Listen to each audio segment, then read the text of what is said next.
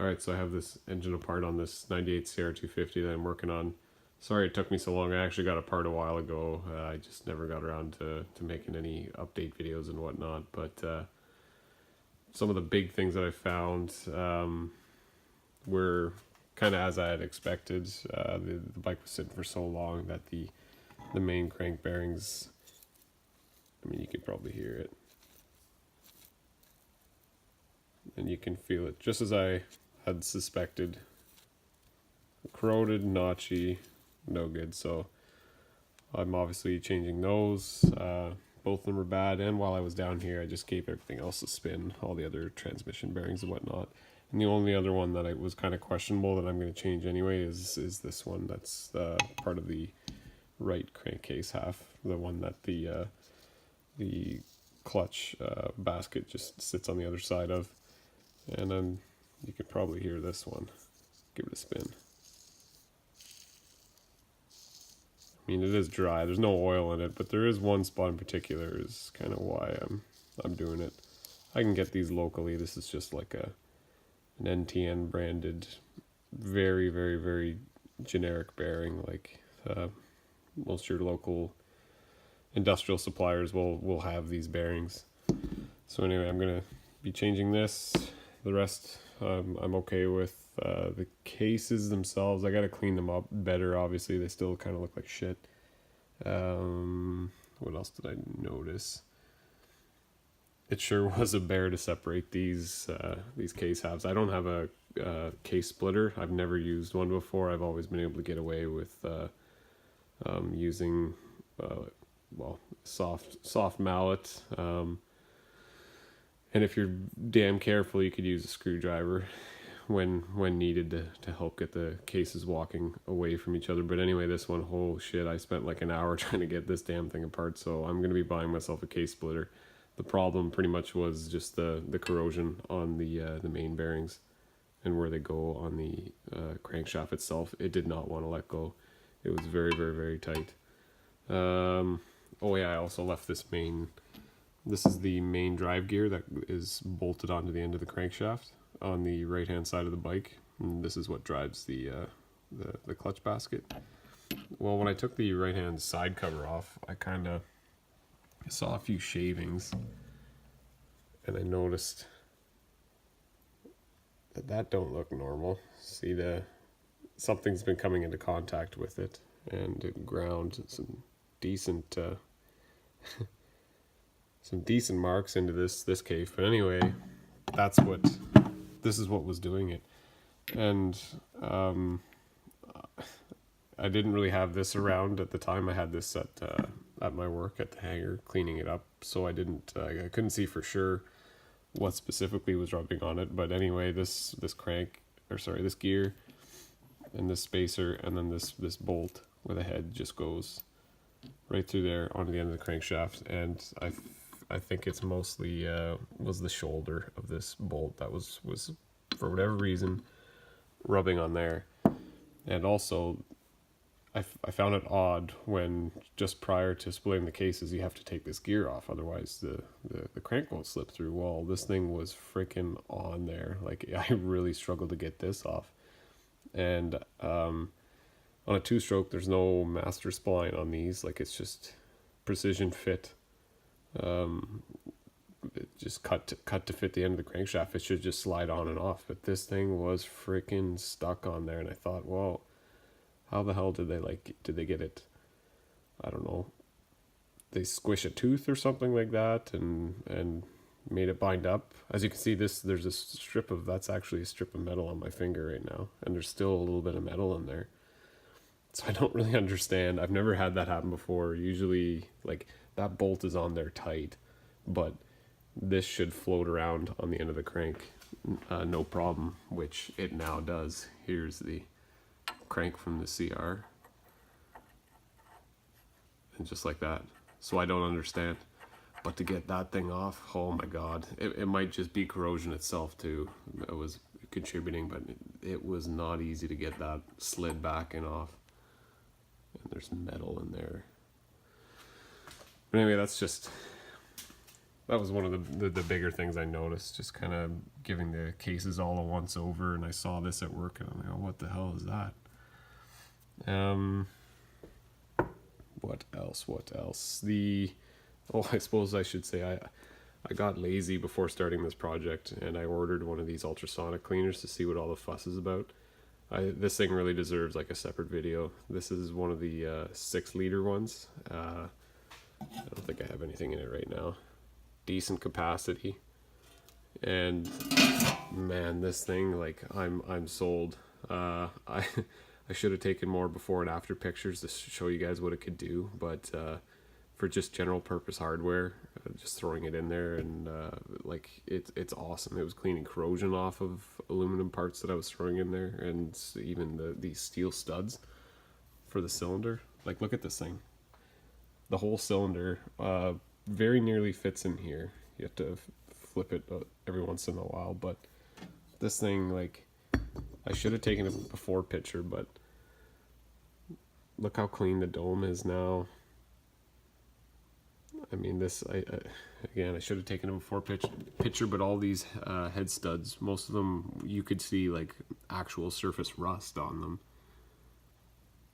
And with some time in the ultrasonic cleaner, it's mostly gone away. I had to do a little bit by hand, but for the most part it went away. It even, when you look in the power valve housing, like, this is usually coked to shit, and now look at it, like, it's much better. Much better.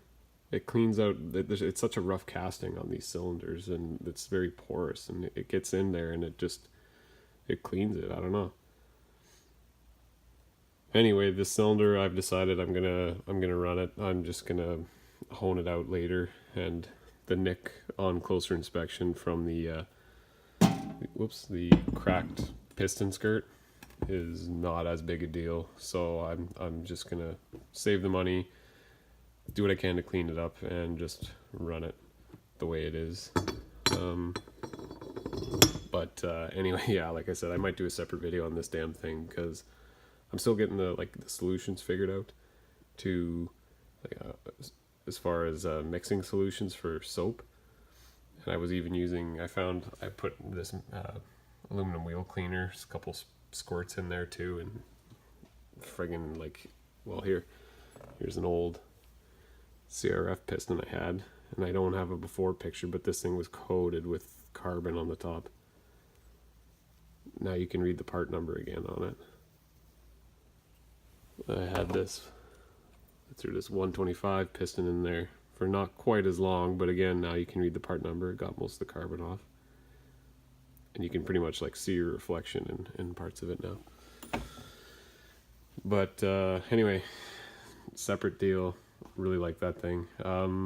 What else? Oh, I'm in the middle of rebuilding the shock. I just got my my seal head in the other day. It's kind of handy. You can buy a seal head kit.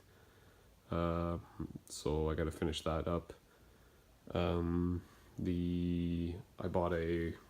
ended up getting a whole new crank kit, so I went with the hot rods crank kit. So I can start to piece the engine back together after I get the other bearing that I talked about. I'm going to be redoing the forks. They were leaking, but I also found this, which I wish I saw earlier too. I don't really know how this happened. Maybe it got the crack got started after a decent rock hit there or something. I'm not really sure, but that's a little scary, like the crack's growing. So I think I'm gonna get that welded up. If I had a setup here, I'd do it, but in the new house, I don't have the equipment here to do this yet, so I might as well get this professionally done. But that kind of sucks. I've never seen that before, but it looks kind of scary. So yeah, redoing the forks. Just need parts for that. Here's all my other crap that I have. Most of it cleaned already, actually. I just piece stuff back together as I get parts going. There's a bunch laying down here too. Here's the frame itself. I went hard at it with the pressure washer and that aluminum cleaner.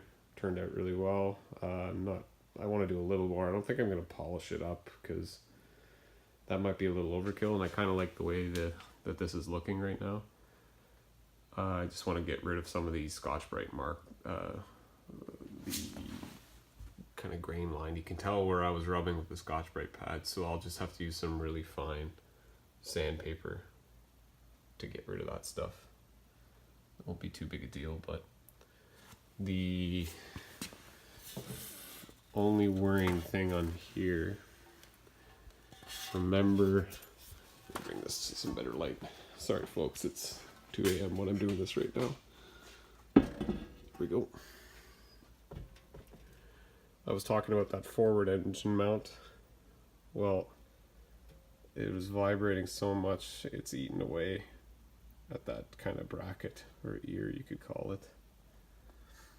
And this is the other side of it. Not as bad, but this side's pretty bad.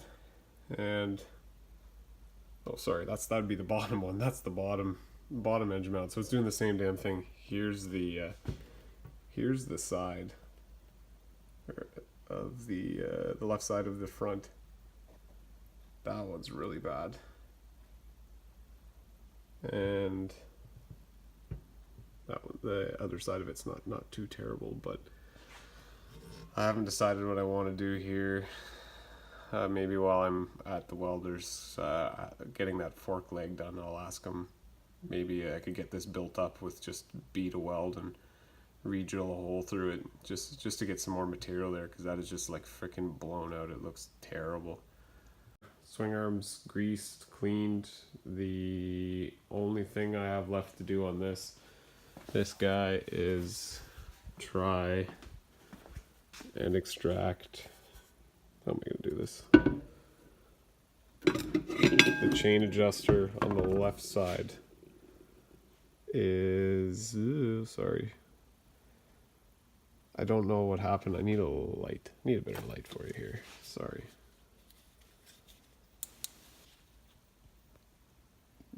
If it'll focus. Okay, maybe it's not going to focus. Anyway, it looks like previously one is snapped off in there. And it's like fused itself. There you go. That's going to be difficult. I don't know. I got to drill a hole straight through it. Try and get an extractor in there. Heat the hell out of it. And pray, I guess. But, hell, I need a chain adjuster on this side. Before, all there was just and I remember this actually from when I previously had this bike. I just used an AN bolt from work, like an aircraft bolt, and put the shank of it down the hole and just butted it up against that mess of shit in there. And that was my chain adjuster, but you needed the chain adjuster tight enough against the axle block that bolt didn't fall out, because there was nothing holding it in. So anyway, like the hole's so blown out, I doubt I could thread a new one in there anyway. But that's something I'll have to figure out later down the road. But yeah, that's it for the swing arm. The airbox I still got to rebuild, and I don't know why the camera's not focusing anymore. The first piece I got to this whole puzzle was a replica seat cover. So I've yet to put that on. That damn thing came from Argentina to me in Canada, and in central Canada in like 4 days. It's unreal. Anyway, so yeah, I'll have to do that up at some point. I think it'll look good. But yeah, that should be enough babbling for you guys for now. That's what I've been up to. Kind of, as usual, just pick and choose. Have like 100 pieces of the bike on the go at the same time, and just go nuts. Do whatever I feel like working on that particular day, and then on to the next project. So I'm gonna focus, I think, on suspension for the next little bit. Get the shock done. Get the forks figured out, and then maybe just start attacking the engine again, getting it rebuilt. Anyway, guys. Thanks for watching, and stay tuned for more.